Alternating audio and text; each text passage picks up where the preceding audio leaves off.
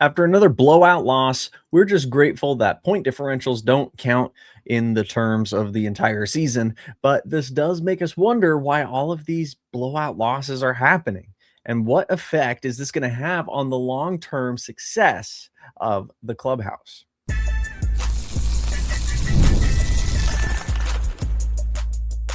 You are Locked On Diamondbacks, your daily Arizona Diamondbacks podcast, part of the Locked On Podcast Network, your team every day.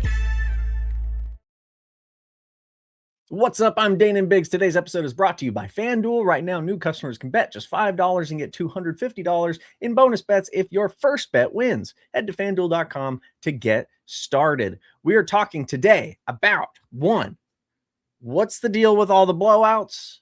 Why do they keep happening? And is there anything we can do to stop it? And I guess, is this really that big of a deal? I mean, an L's an L, right? It's not like the number of runs you lose by has anything to do with the final number on the board. So we're talking about that. Number two, good news. Gabriel Moreno is officially back and will be playing in today's game. We're going to talk about that. We're also going to talk about players who are also on the injured list and who are going to be coming back soon, and a few roster moves that have been made in the last day. And then finally, we're going to be previewing the Cubs series that is starting today. It's actually three matinee games in a row. I don't know if there's a reason for that, if it's like weather or something, but yeah, 3 games nice and early for us. So I'm actually going to try and keep this episode brief so that it can come out before the game starts, because I'm recording this a little later in the day than I do. So we're going to be kind of quick and easy and breezy. But these blowout losses for the Diamondbacks, they've had, what counts as a blowout loss? If you ask me, I would say that losing by 6 runs is not a blowout loss. If you ask me, I would say anything more than that is a blowout loss. So we had one against the Braves. We had one against, I guess those were both under 6, actually. Never mind. So we had one against the Braves, we had one against the Brewers, and we had another one against the Brewers. If you count 6-run losses, we have one against the Dodgers, one against the Blue Jays, and then one against the White Sox. So I guess maybe let's step back for the sake of argument. Let's say that 6 runs or more. Maybe that's what I meant. But that gives us 6 blowout losses. How many blowout wins do we have? We have 1 against the Mets, and that's it. We have 1 6-run win against the Mets. We have a 5-run win against the Mets, and we have a 5-run win against the Padres. And that's about it. We have a few 4-game wins, but that's, or 4-run wins, but that's kind of it. So what's going on? Well, I while recording yesterday or 2 days ago, I commented on how James McCann is going out there again and he's pitching again, and oh man, this is so fun. And I was like, wait a minute. He's pitched 3 times already in this season. What? That's not good. And he pitched again yesterday. So James McCann has pitched in 4 games in this 30-game season so far. He's pitched in more than 1/10 of the games. And that's you expect a position player to throw for you maybe like twice, 3 times in a whole season. And he's already we already have 4. What's that about? And I think listen, I'm not saying you shouldn't put somebody like that out there. If you know you're going to lose the game, don't waste a bullpen arm if you can help it. So put him out there when you need it. That's fine. The problem is that we need him. We need to put him out there as many times as we have. What's that about? Well, what exactly is causing all of these losses? Well, against the Dodgers, there was a 4-run inning against Zach Gallen starting pitching and a 4-run inning against Taylor Clark. So 2 big innings. So I would, and we only scored 2 runs. So really the loss came in that first one. And that was due to starting pitching. The next game against the Braves, that one didn't blow up on us until the 8th inning, the 8-run 5th inning. That's right. And that was against Ryan Nelson, who kind of blew that one open for us. Though it wasn't all Ryan Nelson, it was also a little bit of Kevin Ginkel. Kevin Ginkel and Joe Ross. So a little bit of both. What I'm trying to identify is this a starting pitching problem or a bullpen problem?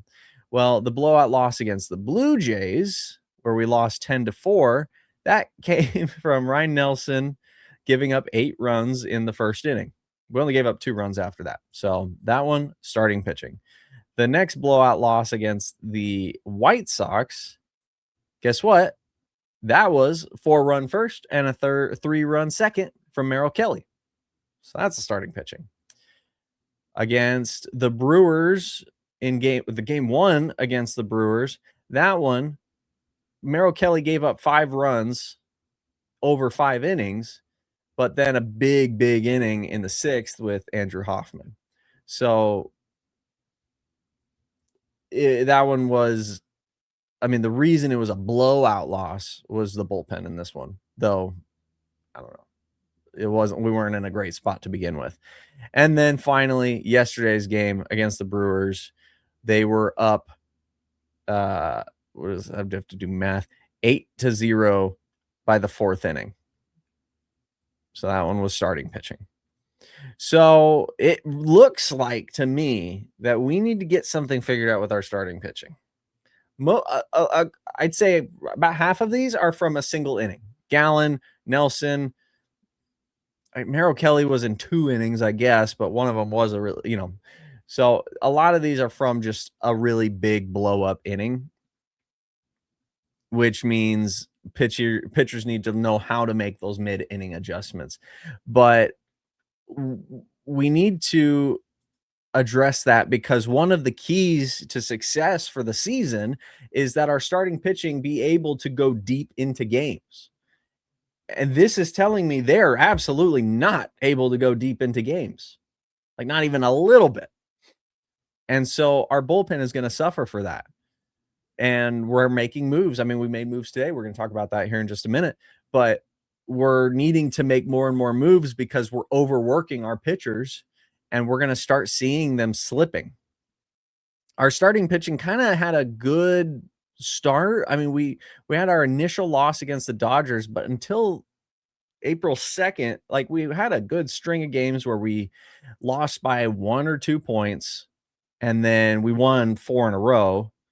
And then we had our blowout loss against the Braves, but then only lost by 2. And then we had a fairly good month of April where we were winning a whole bunch. We only lost in the month of April, we lost 2 to start, or we won 1, lost 2.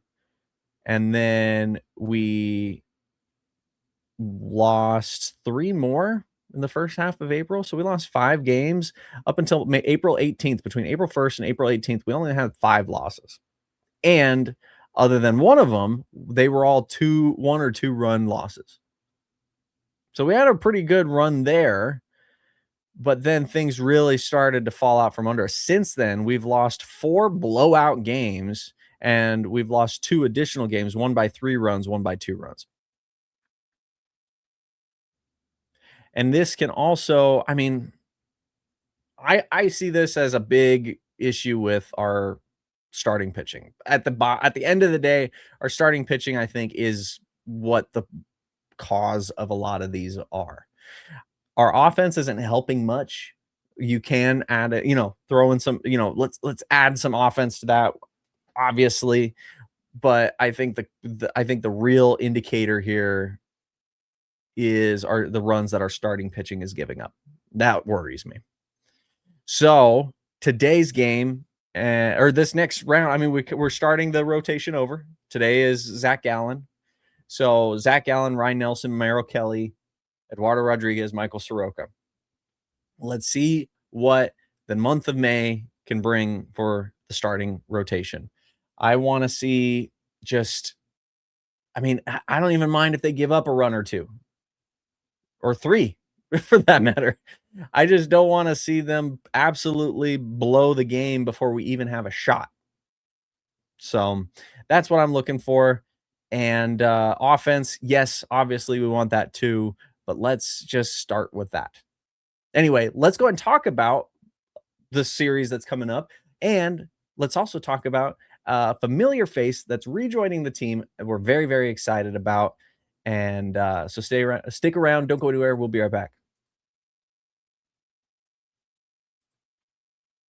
The NBA playoffs are here and every possession matters. If you're looking to get even closer to the action, FanDuel has a great offer to get you started. Right now, new customers can bet just $5 and get $150 in bonus bets if your first bet wins. That's right. Turn $5 into $150 in bonus bets just for getting started. I like using FanDuel during the playoffs because everything I need is right there in one place, except for the Suns. But if there's other teams that you can root for, I suppose. I'm a little miffed still, though not totally surprised.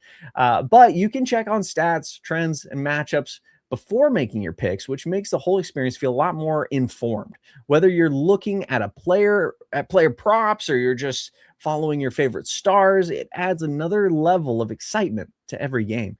It's a really easy app to navigate, and it makes playoff basketball even more engaging from start to finish.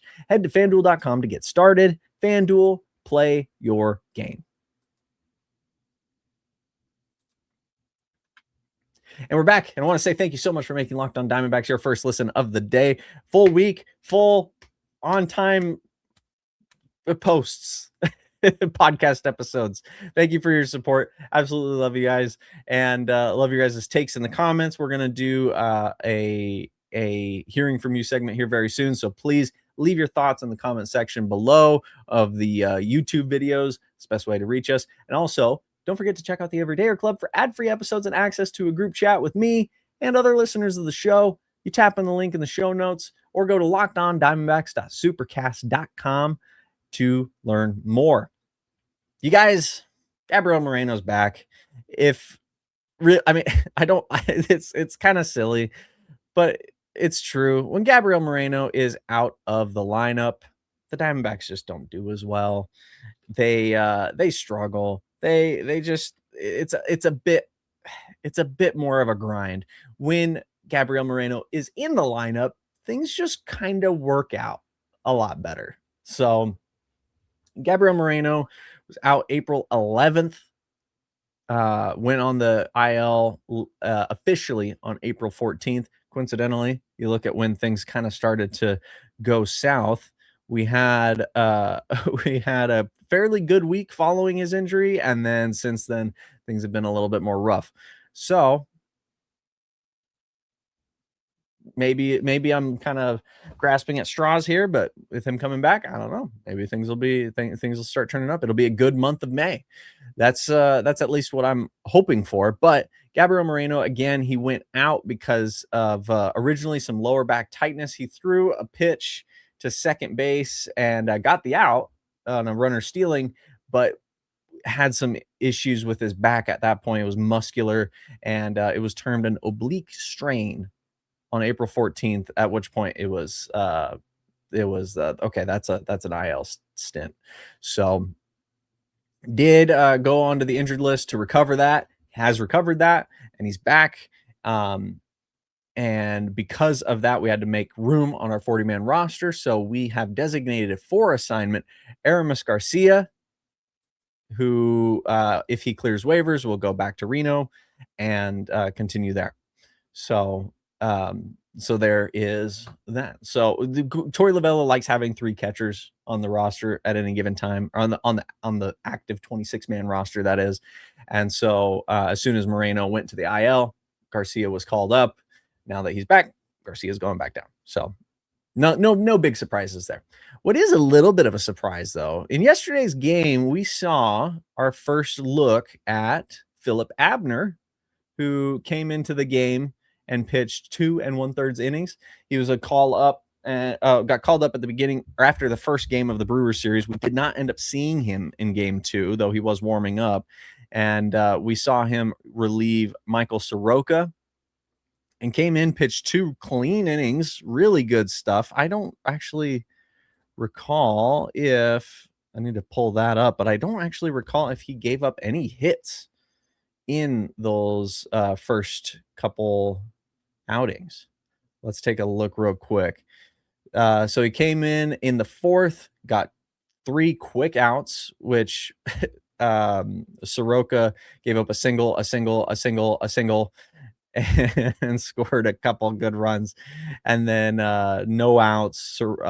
Abner came in, got a quick out, and then a double play to get out of the inning. The 5th, clean 5th inning, line out, strikeout. And then the 6th inning, ground out, gave up a single, and then gave up a walk. And then that was it. So right there, looking pretty good. 1st and 2nd, 1 out. Loisiga came in, throwing error in a pickoff attempt, got runners in position, but then he walked William Contreras, bases loaded, and then he allowed the 2 inherited runners to score. So Abner does have 2 earned runs to his name, but only 1 walk, 1 hit. Not a bad start. However, he has been optioned back to Reno this morning, and Brandon Garcia, fellow southpaw left-handed pitcher, has been called up. Now, Brandon Garcia, as we mentioned yesterday, has wicked stuff. He's got some really nasty pitches, but he struggles to find the zone. His pitching is so funny because he doesn't give up any hits, and he has a ton of strikeouts, and he has almost as many walks. It's actually kind of absurd, the amount of people that he strikes out and walks. So it goes one way or the other. That makes me very nervous. I don't think seeing him come into a game will fill me with any sort of assurity or comfort necessarily. I mean, maybe getting up into the big leagues is kind of what will set him right or something, but I don't know that he's quite ready. But I think really what this is they are trying to spread the load on the bullpen as much as possible. So Philip Abner pitches yesterday. I mean, a lot of guys pitched yesterday. A lot of guys pitched yesterday who probably we didn't want to have pitched. Loisiga pitched. Fott pitched. Abner pitched. McCann pitched. So we had 3 guys from our bullpen pitch. That leaves 5 left. But we had a bunch of guys pitch the days before and the day before. And so to try and give us 1 extra arm that is fresh, we send down Abner, call up Garcia. I anticipate that Garcia will be optioned shortly after he pitches, whether that be today or tomorrow. And then we'll call up Yelber Diaz or Philip Abner again or something. So, but the fact that Abner and Garcia are pretty much our only left-handed pitchers it says a lot. So we'll see exactly how that goes until AJ Puk comes back. Once AJ Puk comes back, which is possibly going to be towards the end of May, from what I've heard. Currently it's still expected to be AJ Puk, still expected to be closer to the All-Star break. But it could be, it could be June, I guess. All-Star break is in July, so it could be towards the middle, end of June. He's apparently progressing quicker than expected, so that's very promising. But we'll have to wait and see. But I'll keep you posted as we learn more about that. Anyway, let's go ahead and talk about this Cubs series and what we can expect, what we need to make sure we do, what we think is going to happen, and what we think our chances are, what we can hope for. Stay right there, don't go anywhere. We'll be right back. MLB season is back, and you can feel it. Fresh starts, big expectations, and that crack of the bat. Whether it's a breakout rookie or a division race that goes down to the wire, there's nothing like being in the ballpark for it. The only problem, though, getting tickets can feel like a grind. Long queues, surprise fees, prices jumping at checkout. That's where there's Game Time. The Game Time app gives fans the advantage with constant innovation. It's how you unlock amazing tickets and experiences in just a few taps. It's simple to use. The Game Time guarantee means you get 100% authentic tickets delivered on time and at the best price. And here's the best part. Fees are included in the price you see. So what you see is what you pay, period. The seat feature is huge. You get to see a panoramic view of the entire stadium from the seat that you want to buy before you have to buy it. You can use zone deals to save a little bit of money. It lets Game Time pick the actual seat, but you pick the section, and that saves you a little bit of money. And you can follow your favorite team and get alerts when new deals drop. 2 taps and it's done. No stress, no hidden fees, just great seats in minutes. That is what makes it so easy to decide last minute to hit a game. Take the guesswork out of buying MLB tickets with Game Time. Download the Game Time app, create an account, and use code Locked On for $20 off your first purchase. Terms apply. Again, create an account and redeem code LOCKEDON for $20 off. Game Time. Download the Game Time app today.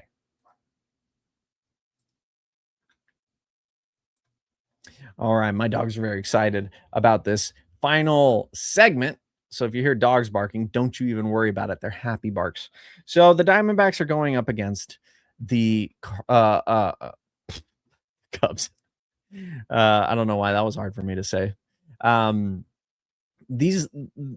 are three series to look at right now. Okay, there is the Brewers series, the Cubs series, and the Pirates series. These are 3 teams that I feel are all fairly comparable to one another and comparable to us. We're a little bit above 500. The Brewers were a little bit above 500. The Cubs, maybe the best of the lot here. They're currently 19-12. They've won 7 of their last 10. They're on a 2-game winning streak so far. They have a plus 35 run differential. So they definitely score a lot of runs. They're doing good stuff. So this is going to be a tough team to beat for sure. And then the Pirates, who are also a little bit above 500 team. They and the Brewers and us are all kind of in that same boat. The Cubs may be the same boat, but a little bit sitting in the front row of the same boat, if you know what I mean.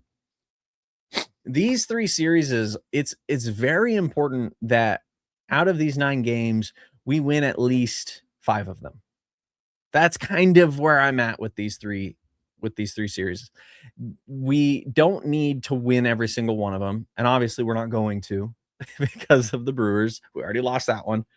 So we need to win these next 2 series if we want to show that we are truly a competitive team, even without all of our key players in the lineup. Because if we can be that until they get back in the lineup, then we're only going to get better as things progress. If we can just continue to get better into the All-Star break, into the trade deadline, then we're not sellers, we're buyers. We're able to make a real run for the postseason. That's the roadmap. That's the strategy. But it all relies on us being competitive while we're on our knees, essentially, right?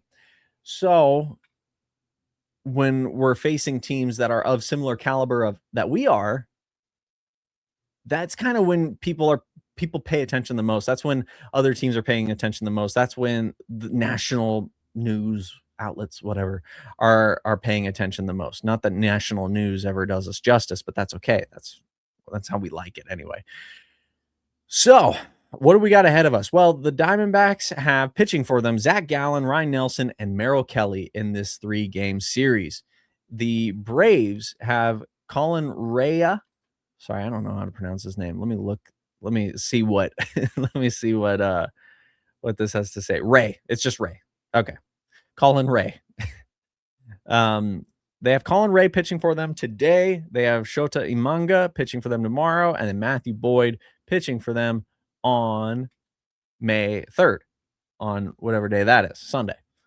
All these guys, I would say, fairly comparable. Matthew Boyd, maybe we have the best shot at. He currently has a 7 ERA in 4 games.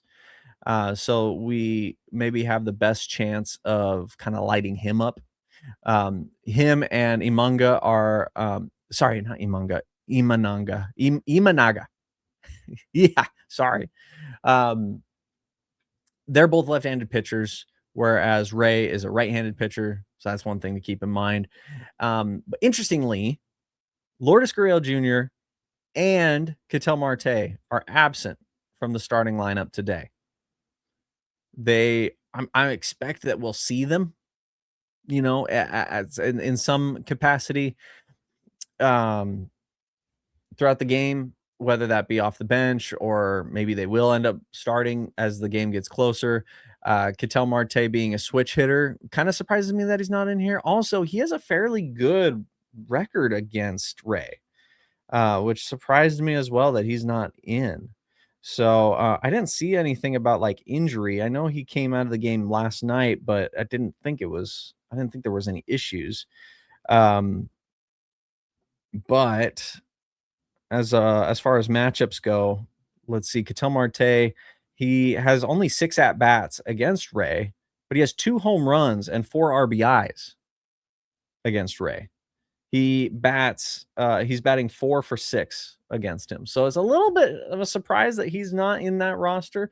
Though, of course, you know, small sample size, I understand that. But who we do have is... Sorry, I just put it down. I have to pull it back up. We have in our lineup Geraldo Perdomo, Ildemar Vargas, Corbin Carroll, who had a good game yesterday, actually, out of everybody. Adrian Del Castillo, Gabriel Moreno, who is catching. Del Castillo is the designated hitter. Moreno, Jose Fernandez at first, Nolan Arenado, Alec Thomas, and Jorge Barrosa in left. So we have 3 switch hitters and 3 lefties and 3 righties. The 3 righties all back to back, by the way, Moreno, Fernandez, and Arenado. So I wonder how that is going to play into everything. I'm very excited to see how it does. Zach Gallen has a fairly good record against the Cubs. He does well against most of the guys here in this lineup, in today's lineup at least. So I'm really, again, we just need to see Zach Gallen go deep into this game. That's the biggest thing I'm going to be watching today, is how far into the game is Zach Gallen going to go. If he can give up a run or 2. I'm not super duper worried about that. But if he's giving up a bunch of walks, if he's going deep into counts over and over and over again, if he goes deep into a count and then doesn't record the out, things like that, that's going to be worrisome. But if he can get through this game quickly and go deep into this game, give our bullpen a little bit of a break, and then our offense can come in and give them an even bigger break by giving them as much real estate as possible, then I think this will be a really good series. But I think game 1 is going to be a really big one that we need to win. And I don't mean that because Ryan Nelson, I think, is due for a good game. I believe that. I think this could be a really good game for him tomorrow. But it would be really nice if we weren't relying on Ryan Nelson to be elite just to win the series. So today's game is very, very important, especially coming off such a big loss as we did yesterday, and a series loss as well. The Diamondbacks need to bounce back, and today could be a really good day for that. Anyway, you guys, thank you so much for listening. That's the show. Be sure to follow us on X, Instagram, Facebook, and TikTok at Locked On Diamondbacks. We are on YouTube, as I've mentioned, as well as every other place you get your podcasts. If you want to see more of me, you can find more of my YouTube channels and projects at my website, slackshack.tv. And if you never miss an episode, the Everydayer Club is built for you. Get Locked On Diamondbacks ad-free, plus members-only Discord access and more. Head to lockedondiamondbacks.supercast.com to join the club. Thanks again, and I will see you next time.